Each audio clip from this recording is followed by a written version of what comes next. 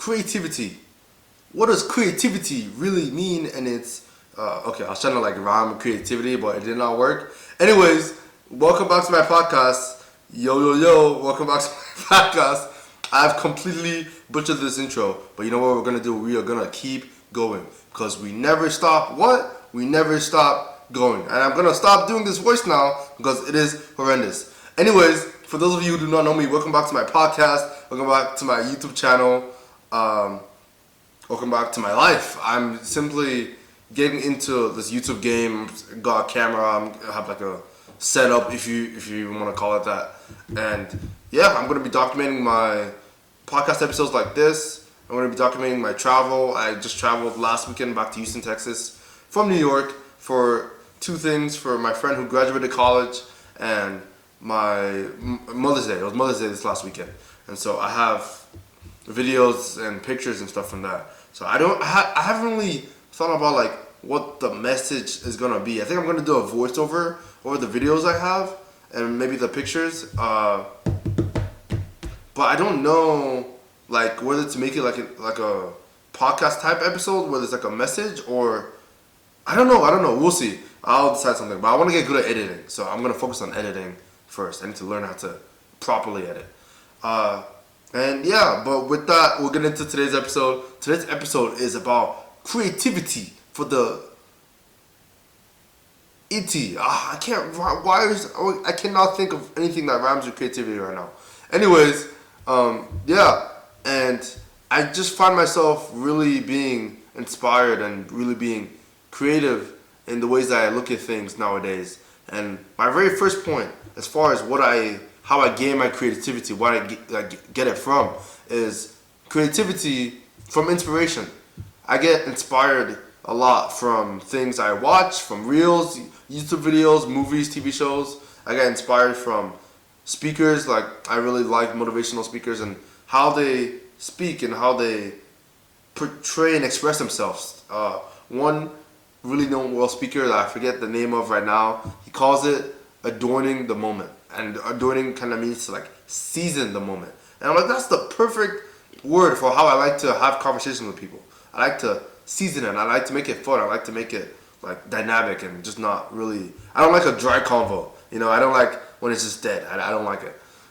So yeah, one of the ways I get my creativity is when I get inspired. Whatever I get inspired by, it might be a whole movie or a whole 3-hour movie. It might be simply something that happened in life in my head right now. I think something just popped up in my head right now, and I was getting a bus ride from Dallas to the Dallas airport to get back to Houston in time for a wedding that my mom planned. And there was a lot it was really hectic. There was a lot going on. I think we were all stressed because we were going back and forth. We flew to Dallas from Houston that same morning of that same day. So there was a lot going on because there's graduation. It was my brother's graduation that day. So there was a lot going on, okay?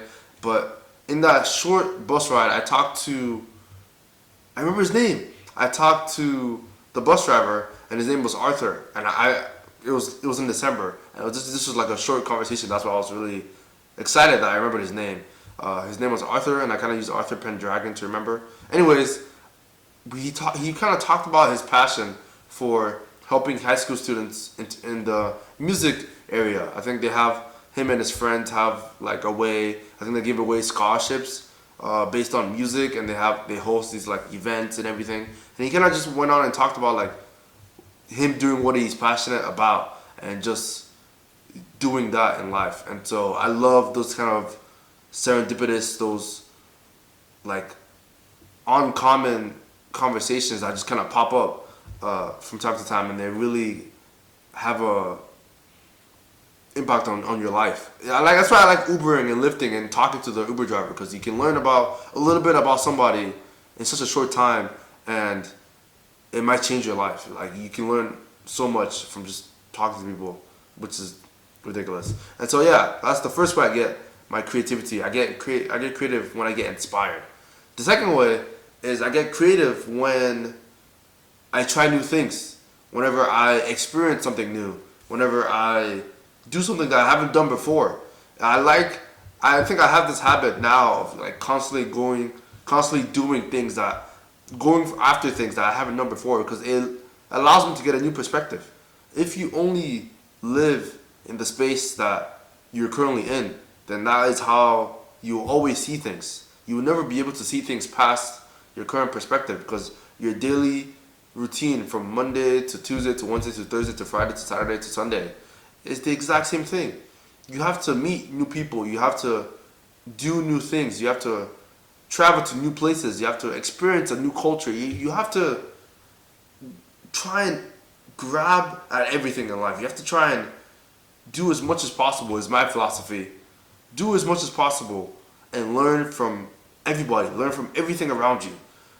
You might not necessarily like take something from every single thing that you do, but just like being able to try something new and being blessed enough. I'm so grateful that I'm blessed enough that I'm able to afford to do the things that I'm saying.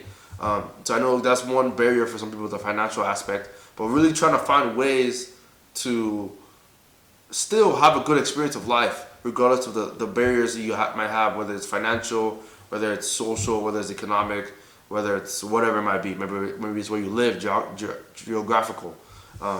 So yeah, trying as much as possible, trying new things that you haven't done before. It makes your brain wire in a different way that it hasn't wired before, and so it might change your whole perspective on life. And that is one way I get creativity from, simply doing things I haven't done before. I think that's a great way to really to really build that creative mind. And my very third and last way I get creative and thing I pull creativity from is I get more creative when I'm not afraid to fail. When I'm not afraid to look like horrible doing something for the first time. When I'm not afraid to not know what I'm doing. Which is why I'm in no rush with like this, with YouTube, with social media, being a content creator, being a creator in general. I'm simply learning, and I recognize that I am learning. It's the recognition that I'm learning that allows that fear to kind of go away. It allows that fear to dissipate. Because when you're so obsessed over, like for instance, if I wanted to really go on YouTube, I'll get the best camera, I'll get the best lighting setup, I'll get the very best editors, I'd get the very best everything. And I'd try and push and push and push and push. But at that point, it'd be like just a second job. It'd be like work. And of course, you can make work fun, but that doesn't sound fun to me. Like doing all of that in one go and just not really enjoying the process of learning, of failing, because you're gonna fail in whatever you do, a lot. You're gonna fail a lot before you succeed. And so just enjoying that process along the way is comforting. It gives me peace. It doesn't really give me. I have a sense of urgency to get to record this. Like I don't want to miss a day of the week, like Monday through Thursday, at least. And it gives me that kind of sense of urgency, but not the sense of urgency to the point where it makes the work not feel like play. I thrive the most whenever the work feels like play, because when the work feels like play, it doesn't feel like work. It doesn't feel like something I have to drag myself to do. It doesn't feel like something I have to really lock in and lock in for and really drudge through. I don't like the idea of the 9 to 5 that people work, that they're just dreading the whole time.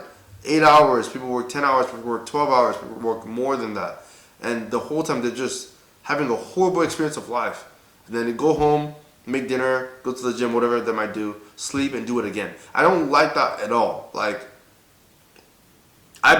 truly believe that you have to have fun in order to really thrive in life.